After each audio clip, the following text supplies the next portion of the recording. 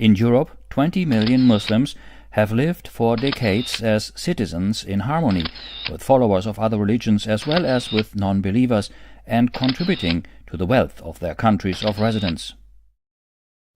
These are now targeted not by virtue of their deeds, but by their identity. The issue of radicalization is the most challenging issue that faces, the whole world at this point.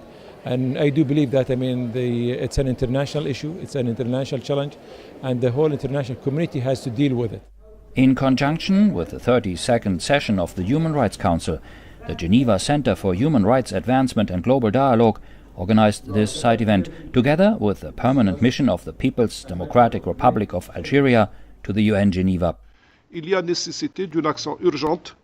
There is a need for urgent action, collective action and long-term measures. This must be an essential element of the UN agenda. And as you are aware, this agenda consists of different types of action. First, we have to combat the scourges of terrorism and violent extremism. There's also work to promote the values of tolerance, dialogue and coexistence. The theme, de-radicalization, or the rollback of extremist violence. This event is a follow-up to the UN Secretary-General's plan of action to prevent violent extremism, and indeed of an earlier international conference held on this theme in Algiers on July 22, 2015. The issue of radicalization lies today in the heart of the many processes that we're dealing with, ranging from social problems in the individual countries up to the international terrorism. As regards Azerbaijan, I would like to say that due to the history of Azerbaijan, Azerbaijan has always been a place where the civilizations meet. That is also due to its geography. Azerbaijan today is a multi-ethnic and multi-confessional country. For the Imam, for the Mufti, jihad is something positive. You cannot condemn the jihadists because of jihad. No, they do not know the word. They do not know the proper meaning of jihad.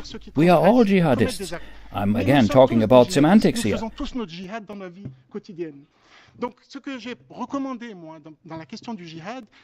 should depenalize, decriminalize the concept of jihad.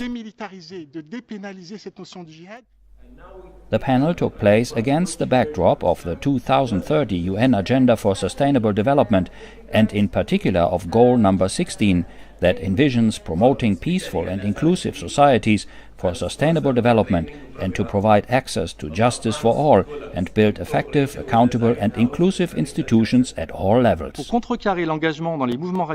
hinder the enrollments in radical movements, you have to make the effort to try to understand the reasons leading people to sign up.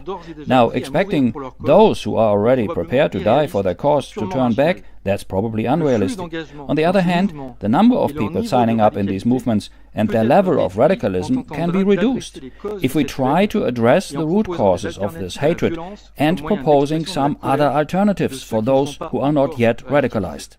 What we have to do is to show that this version of Islam is antagonistic towards democracy, antagonistic towards living together in peace, and it cannot be accepted as such. When we say radical, radicalization, radical nature, we haven't said violence, not yet. We haven't pronounced the word violence, because there can be deeply pacifist radical behavior. And the only way to really answer, to respond to radical extremism, radical violence, is to come up with counter non-violent radicalism. The panelists reiterated the view already expressed by the Swiss federal councillor Didier Burkhalter and many others that violent extremism or terrorism cannot and should not be associated with any religion, nationality, civilization or ethnic group. Today they manipulate religion, tomorrow they will manipulate something else. The important thing is religion is something which is proper for anybody to hold.